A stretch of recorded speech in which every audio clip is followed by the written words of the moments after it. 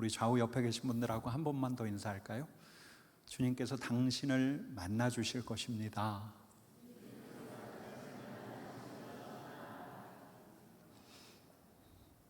스페인에서 남쪽 바다를 건너면 아프리카 모로코가 있는데, 독일의 한 신학자가 1911년에 모로코 서쪽 해안의 도시였던 모가도르에 갔다가 시나고그에 들렸어요. 유대인 회당에 들렀습니다. 1911년이었고 또 현대식 조명이랄 게 없는 때였는데, 어둠이 절반쯤 잠긴 그 회당의 내부, 크지 않았어요. 어느 정도였냐면 길이가 10m, 너비가 5m, 얼마 안 크죠. 한 이 정도 될까요? 여기서부터 여기까지. 앉을 수 있도록 벽에 삥 둘러진 의자가 있었고, 이 작은 예배처, 유대인들의 기도 장소였고 또 탈무드 학교로 이용되고 있던 곳이었는데, 이 신학자가 그곳을 들어갔을 때 마침 유대인들이 거기서 기도를 하고 성경을 읽고 있더랍니다. 절반은 노래하는 것처럼 또 절반은 말하는 것처럼 읽고 있는데, 무슨 뜻인가 귀를 기울였는데 무슨 뜻인지 모르겠더래요. 유대인들 목소리로 히브리 말로 하는데, 이스라엘 말로 하는데 정확하게 분간하기가 어렵더래요. 그런데 바로 그때 카도시 카도시 카도시 엘로임 아도나이 제바우트 말레우 하샤마임 와하레즈 케보드 카도시 카도시 카도시 거룩하다 거룩하다 엘로임 아도나이 제바우트 하나님 만군의 여호와 말레우 하샤마임 와하레즈 케보드 그의 영광이 온 하늘과 온 땅에 충만하도다. 이 신학자의 표현에 따르자면 이 소리를 듣는데 장엄한 전율이 일제히 또렷하게 의심할 여지 없이 사지를 관통하더래요. 굉장히 강렬한 감정에 사로잡힌 거예요. 이분이 루돌프 오토라는 신학자였는데, 이분이 이제 이 뒤로 어떤 종교적인 감정, 인간의 일상을 초월하는 성스러움, 거룩함의 경험을 연구를 했는데, 인간이 초월자와 대면했을 때 나타나는 상반된 감정에 대해서 이렇게 이야기하고 있어요. 하나는 공포예요. 떨리고 전율하는 거, 경외의 감정. 또 하나는 매료되는 거예요. 매혹되는 거예요. 무엇이라고 말할 수 없는 신비롭고 매력적인 것. 그래서 이 공포의 감정은 우리를 엎드리게 하고 밀어내는데, 이 신비와 매혹의 감정은 우리를 끌어당긴다는 것이죠. 여러분 어떻게 생각하십니까? 우리도 이와 비슷하게 경험하지 않았습니까? 거룩하신 우리 하나님을 만났을 때 경험을 떠올려 보면, 여러분 아까 루돌프 오토가 유대인 회당에서 들었던 카도시 카도시 카도시 엘로힘 아도나이 찌바우트, 여러분 이건 어떤 랍비가 어디를 읽은 거냐면 이사야서를 읽은 거예요. 이사야서의 어떤 대목이죠? 우시아가 죽던 해 성전에서 이사야가 보았습니다. 무엇을 보았죠? 하늘이 열려 있고 보좌에 앉아 계신 여호와 우리 하나님을 보았고, 그때 그룹들, 천사들이 이때 뭐라고 노래를 했는가? 카도시 카도시 카도시 엘로임 아도나이 찌바웃, 거룩하다 거룩하다 만군의 여호와 우리 하나님. 여러분 이 소리가 날 때 성전 문지방 터가 흔들렸고 성전에 연기가 가득했는데, 여러분 거룩하신 우리 하나님의 현현을 볼 때 여러분 우리라면 어땠을까요? 하늘이 열리고 하나님의 영광을 보면서 이 신비로운 광경에 이사야는 아마 전율했을 거예요. 온몸에 소름이 돋았을 거예요. 하나님이시다, 말씀으로만 들었던 하나님이시다. 그의 숨이 가빠지고 가슴이 떨렸을 거예요. 고개를 빳빳하게 들고 이 휘황찬란한 광경, 천사들이 노래하는 광경을 보았을 리가 없었습니다. 그는 두려움 때문에 그 자리에 엎드러졌어요. 그 찬란한 영광 앞에서 그는 서 있을 수가 없었어요. 그 찬란한 빛 앞에서 서 있다가는 그조차도 사라질 것 같은 두려움.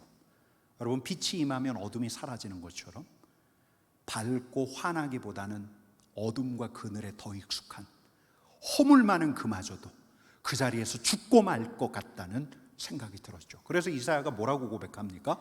이사야서 6장 5절 말씀 같이 읽겠습니다. 화로다 나여 망하게 되었도다. 나는 입술이 부정한 사람이요 나는 입술이 부정한 백성 중에 거주하면서 만군의 여호와이신 왕을 배웠음이로다.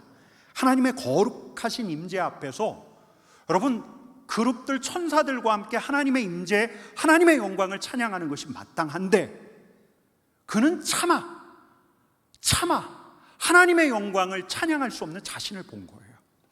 그의 입술이 하나님의 영광을 찬양하는 찬양을 담기에는 너무너무 부정하기 이를 데 없는 거죠. 여러분 그러자 천사 중 하나가 그 집게로 숯을 들고 왔죠. 그리고 그의 입술을 대면서 이렇게 이야기합니다. 이사야서 6장 7절 말씀 같이 읽습니다.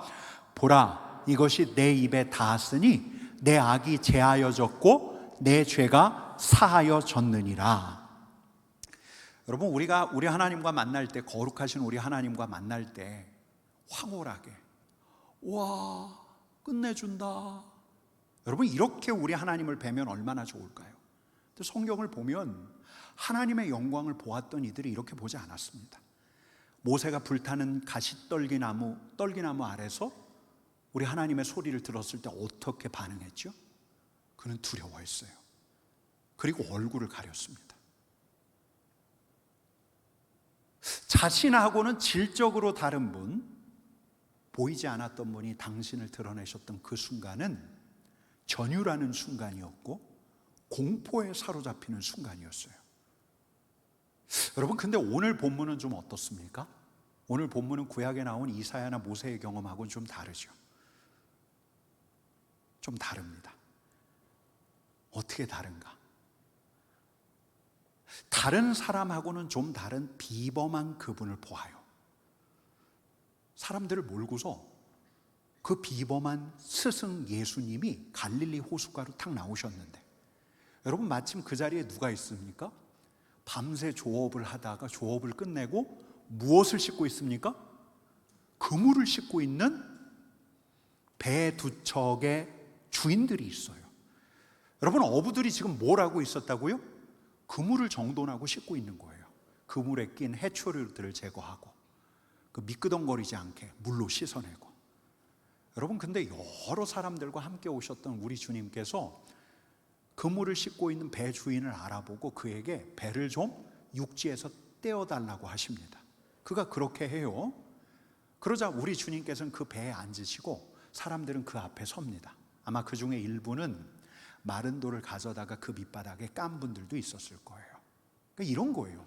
배는 강대상이고 바닷가는, 그 호숫가는 회중석이 된 거예요. 그래서 우리 주님께서 거기서 설교를 하시고 가르치시는데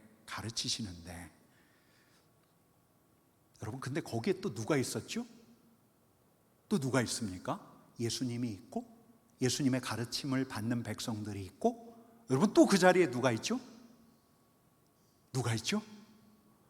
그물을 싣고 있는 어부들이 있는 거예요. 배를 내어준 그 사람. 여러분 그들도 주님의 말씀을 듣는 거예요.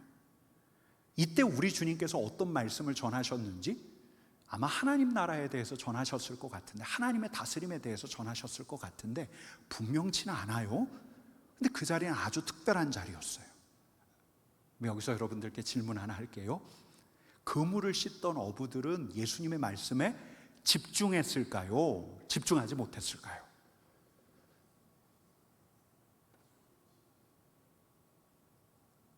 집중해서 듣고 계시죠? 여러분 집중했을까요? 집중하지 않았을까요? 아마 그 자리에 있는 청중들은 집중했을 텐데 이 그물 씻는 어부들은 집중을 했을까 안 했을까? 여러분 말씀을 마치시는 우리 주님께서 거의 다 그물 정리를 끝내고 그분을 바라보고 있던 시몬에게 뭐라고 말씀하시냐면 이렇게 말씀하십니다. 4절 말씀 같이 읽겠습니다. 깊은 데로 가서 그물을 내려 고기를 잡으라. 그때 시몬이 뭐라고 답변하냐면 그 유명한 말 같이 읽겠습니다. 선생님, 우리들이 밤이 새도록 수고하였을 때 잡은 것은 없지만은 말씀에 의지하여 내가 그물을 내리리이다. 여러분, 이 어부들이 말씀을 들었을까요? 듣지 않았을까요? 들었던 것 같죠. 아마 들었던 것 같아요. 그물을 씻으면서 계속 들어왔던 것 같아요. 듣다 보니까 그들이 그동안 들어왔던 바리새인들 율법학자하고는 다른 가르침이 예수님의 입술에서 막 쏟아지고 있는 거예요. 이분 뭔가 다른데? 아마 이 말씀을 들었기 때문에 예수님의 이런 부탁에 이들이 이렇게 반응했을런지도 몰라요. 예수님이 그물을 내리라 라고 말씀하시잖아요. 근데 베드로가 뭐라고 그러냐면, 시몬이 뭐라고 그러냐면, 우리가 밤이 새도록 수고했지만 하나도 못 잡았습니다. 그런데 무엇에 의지하여 그물을 내립니까? 무엇에요? 말씀이에요, 말씀. 그물을 내리라, 그 말씀에 의지하여 그물을 내리는 것이기도 하지만, 여러분, 이 말씀은 그물을 씻으면서 들었던 말씀이에요. 이분은 권위 있는 말씀을 전하시는 분이구나. 말씀을 들었어요. 그분의 말씀이에요. 귓전으로 흘려들을 줄 알았는데 이분의 말씀에 매혹된 거죠. 여러분, 그리고 어떤 일이 있었냐면, 이제 예수님이 배에서 내려오고 이들이 배를 다시 타요. 그 중에 몇이 노를 젓기 시작합니다. 예수님과 무리들은 뒤에서 배가 앞으로 나가는 것을 보겠죠. 바닷가에서 보고 있는 거예요. 그리고 한참을 간 다음에 시몬 베드로가 이제 그물을 내려요. 아마 그물을 내리면서 내가 지금 뭐에 홀린 거 아니야? 이런 생각하지 않았을까요? 내가 대체 왜 이러고 있지? 이런 생각하지 않았을까요? 의심이 약간 들었을는지도 몰라요. 여러분, 근데 이들은 예수님의 말씀에 매료되어 있었어요. 그리고 그물을 내렸는데 어떤 일이 있었습니까? 여러분, 어떤 일이 있었죠? 이봐, 일로 와, 일로 와. 가득 잡혔어. 여러분, 그물에서 그들에게 일어난 일, 그들로서는 수습할 수가 없었어요. 배가 가득 찼거든요, 고기에. 놀라운 일이 있었어요. 여러분, 그래서 이들은 이제 그 배를 끌고 와서 바닷가에 댄 다음에 이 배 주인 시몬이 이분, 그물을 내리라고 했던 분 앞에서 무릎을 꿇고 한 말이 바로 이 말입니다. 우리 8절 말씀 같이 읽어보겠습니다. 주여, 나를 떠나소서, 나는 죄인이로소이다. 여러분, 우리 주님은 겉으로 보기엔 굉장히 평범한 분이었어요. 다른 이들하고 구별되지 않아요. 근데 말씀을 듣다 보니까 말씀에 매료돼요. 그리고 말씀대로 그물을 내렸는데 시몬은 전율한 거예요. 생각지도 못했던 장엄한 일이 그의 앞에서 펼쳐진 거예요. 여러분, 모세와 이사야가 우리 하나님의 영광 앞에서 엎드러졌던 것처럼, 여러분, 베드로는 그분의 말씀, 그 말씀의 성취로 말미암아 이분의 영광을 알아본 거죠. 그리고 그분의 영광 앞에서 엎드려진 거예요. 근데 엎드려졌을 때 베드로에게 밀려왔던 감정이 어떤 감정입니까? 두려움이죠, 두려움. 이사야가 그랬던 것처럼, 모세가 그랬던 것처럼 그는 이 감당할 수 없는 분 앞에서 함께 있는다는 것이 불가능하다는 것을 알았어요. 그래서 그도 모르게 뭐라고 이야기합니까? 주님, 나를 떠나소서. 거룩하신 분 앞에서 차마 고개를 들고 서 있을 수가 없어서 이사야가 그랬던 것처럼 주님, 나를 떠나소서. 내가 죄인입니다 라고 이야기하는 거죠.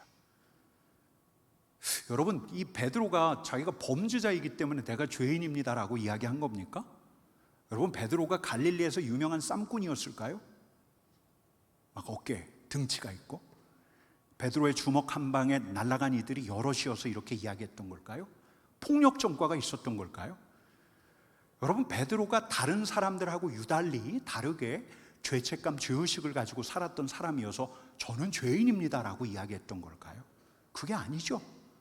그분을 뵙고 나니까, 그 거룩하신 분을 뵙고 나니까, 평범한 줄 알았던 그분을 뵙고 나니까 이제는 내 정체가 드러나는 거예요. 그분의 영광과 능력을 뵙고 나니까 그분 앞에 서기에 합당치 않은 내 정체가 보이는 거예요. 빛이 아니라 어둠이 깃들어 있는, 밝음이 아니라 그늘에 익숙한 내 자신이 보이기 시작하는 거예요. 여러분, 그래서 시몬이 뭐라고 이야기하죠? 같이 읽겠습니다. 주여, 나를 떠나소서, 나는 죄인이로소이다. 여러분, 이 말이 주님 떠나십시오. 주님 이제 제 곁에서 떠나십시오. 나는 주님과 상관없이 살고 싶습니다. 여러분, 이런 말입니까? 그런 말 같지 않죠. 여러분, 어떻게 생각하세요? 여러분, 이 말, 이미 베드로는, 시몬은 주님의 사람이 되어버렸어요. 주님, 제가 죄인입니다. 저를 떠나소서. 주님께 이미 매료되었어요. 주님의 영광과 능력을 보았어요. 떠나옵소서라고 했지만 떠나는 주님을 따르는 베드로가 되어버린 거죠. 여러분, 그래서 우리 주님께서 이 시몬에게 뭐라고 말씀하십니까? 10절 말씀 같이 읽겠습니다. 무서워하지 말라. 이제 후로는 내가 사람을 취하리라. 여러분, 우리와는 질적으로 다른 분하고 만나는 거예요. 거룩하신 우리 하나님과 만나는 거예요. 여러분, 이분과 뵐 때, 이분을 만날 때 우리 신앙의 선배들하고 마찬가지로 우리가 또 보는 게 있습니다. 우리가 거룩하신 하나님을 만날 때 우리가 보는 게 있어요. 뭘 봅니까? 나를 봐요. 우리 자신을 봐요. 우리 정체가 보여요. 회피하고 싶었고 부인하고 싶었던 우리 자신이 보여요. 거룩하신 그분 앞에서 거룩하지 못한 내 자신, 완벽한 그분 앞에서 온전하기는커녕 깨어져 있는 내 자신이 보이는 거예요.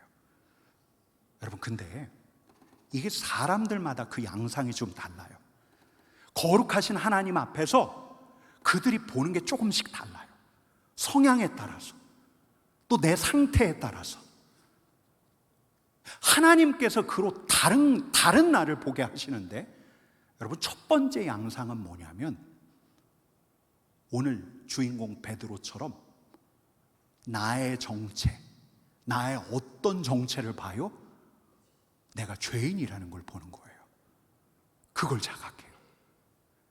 뻣뻣한 사람, 내가 제일인 줄 알았던 사람, 내 주관이 강한 사람, 지금껏 내 뜻을 관철시키는데 능했던 사람, 그래도 내가 이렇게 의롭게 살았는데 여기는 사람, 법 없이도 살아왔다고 생각하는 사람, 사소한 일에 죄책감 느끼지 않고 무덤덤하게 살아온 사람.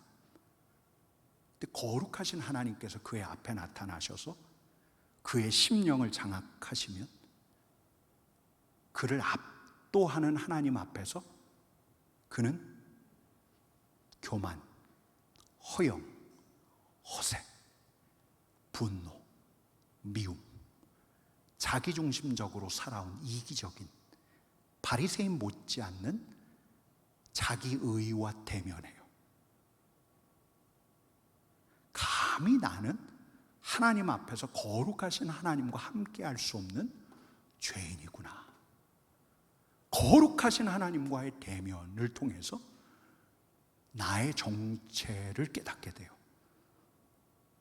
여러분, 제가 지난 주일날 이스라엘 선교를 마치고 안식년을 기해서 한국에 들어온 선교사님 말씀을 잠깐 드렸는데요, 이분이 종교개혁 500주년 기념 기도회 때 한 선교사님의 인도함 그 기도회 자리에서 냉담하게 앉아 있다가 어떤 소리를 들었다고 일러드렸습니까?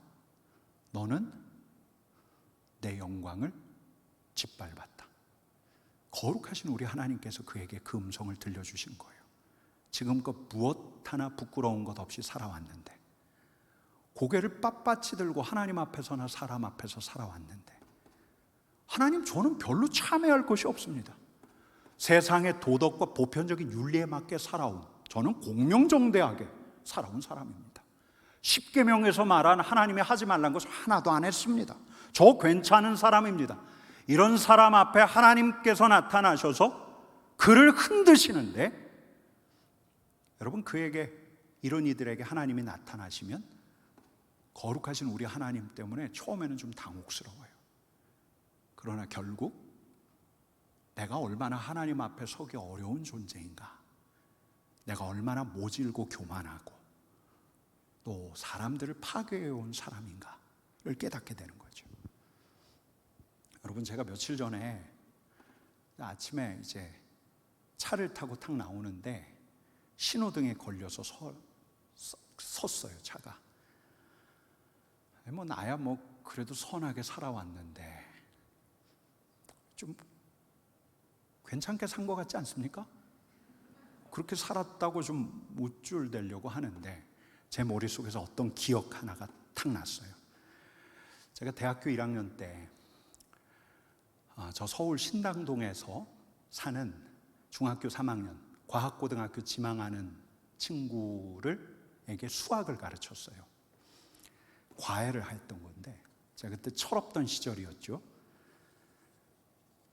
과외 시간이 잡혔는데 저 대전에서 친구들이 모인대요. 제가 너무 좋아하는 친구들이 모인다고 그래서 제가 그 과외를 빼먹고 친구들한테 놀러 갔어요. 근데 하필 그 과외 날짜 잡은 날 그 어머니 아버지가 과외 선생님하고 식사 한번 하겠다고 다 준비를 해두신 거예요.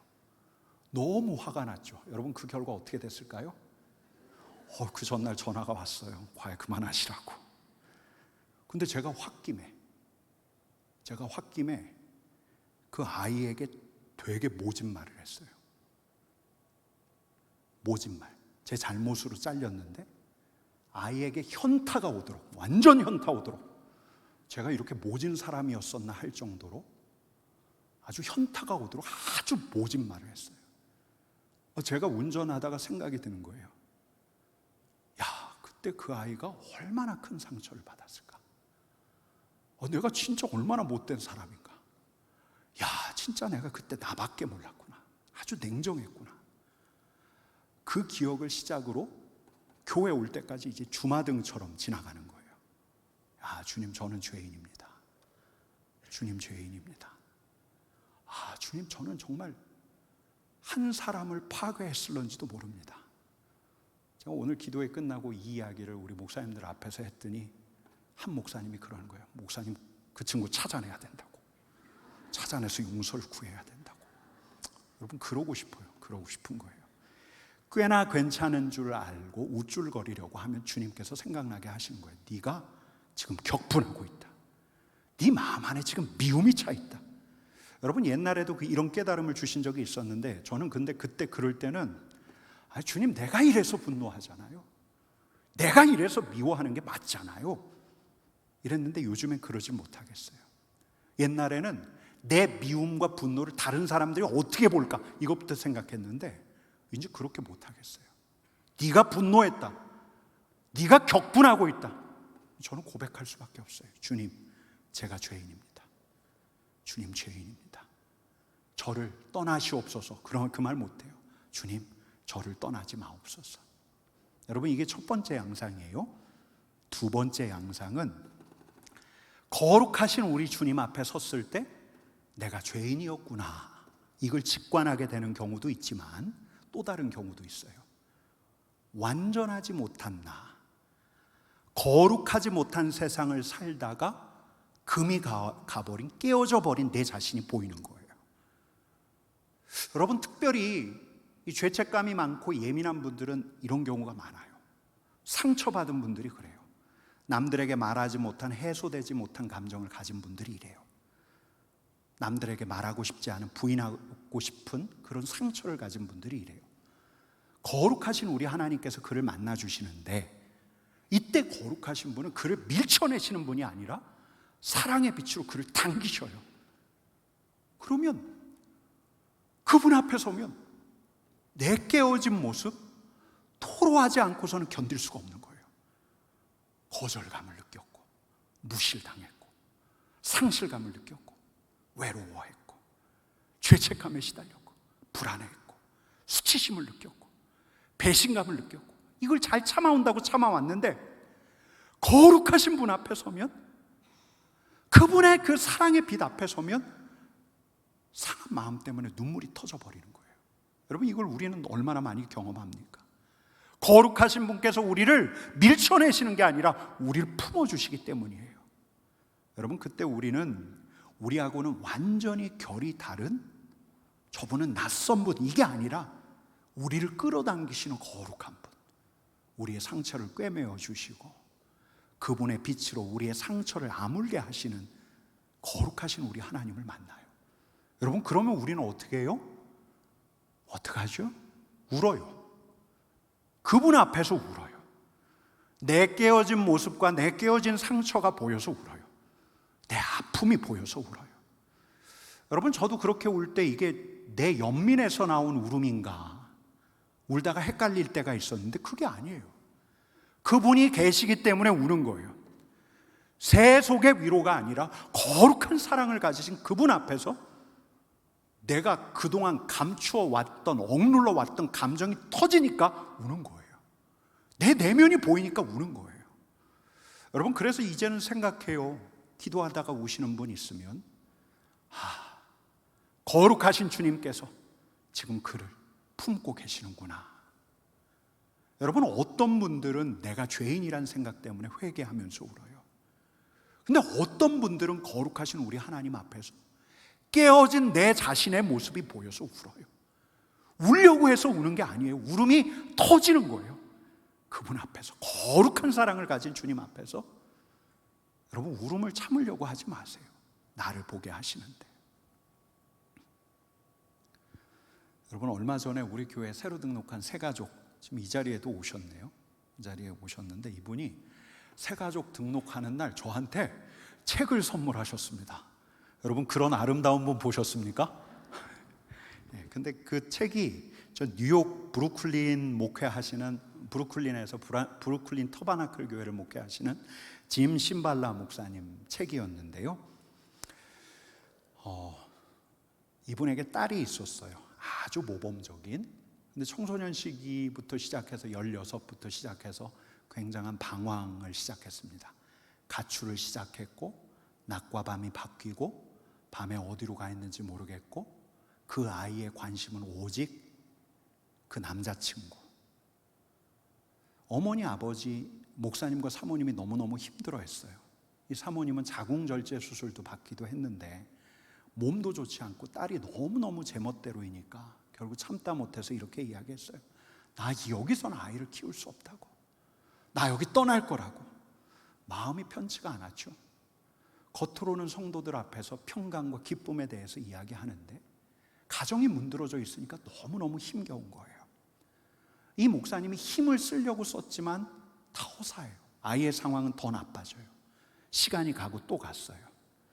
그러던 어느 날 밤에 교회에서 기도회 중이었는데, 기도회를 인도하고 있는데 한 아주 영적으로 예민한 여성이 이 목사님에게 쪽지를 줘요.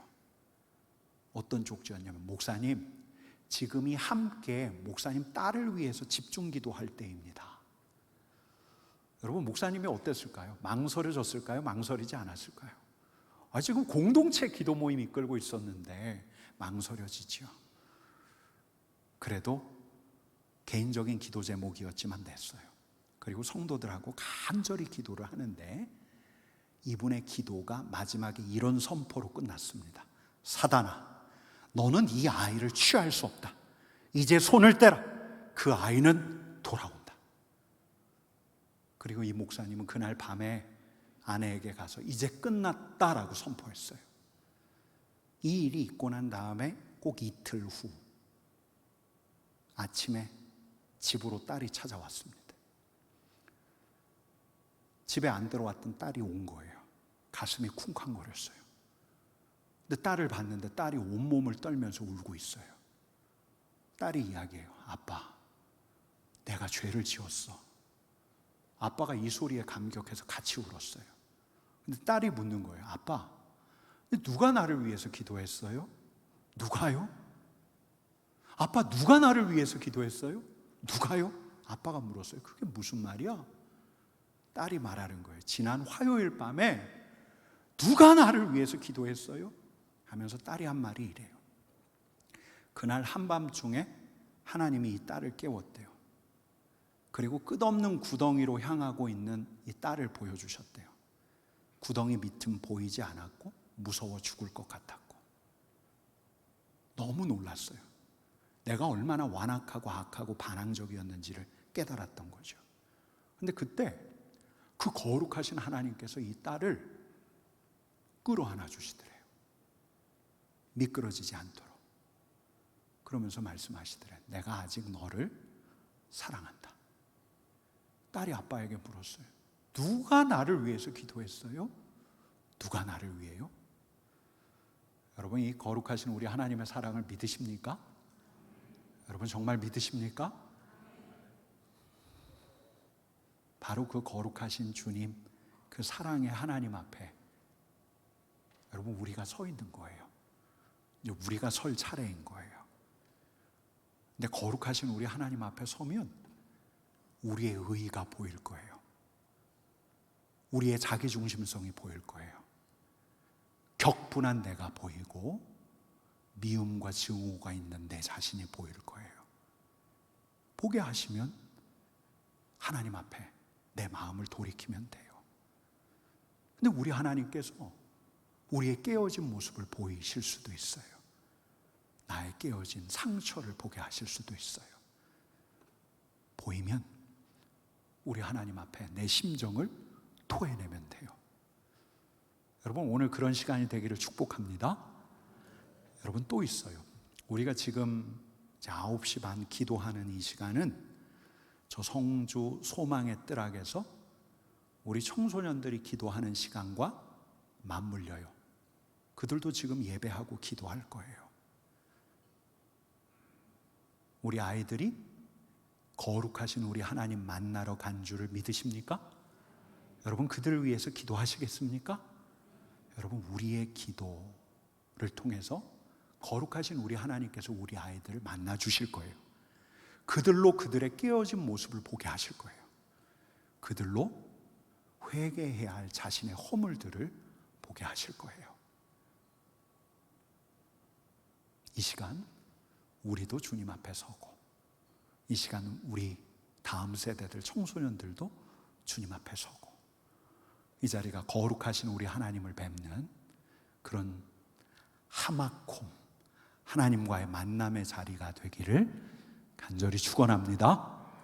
우리 같이 일어나서 찬양합시다. 인내하신 구세주여, 우리 같이 찬양합시다.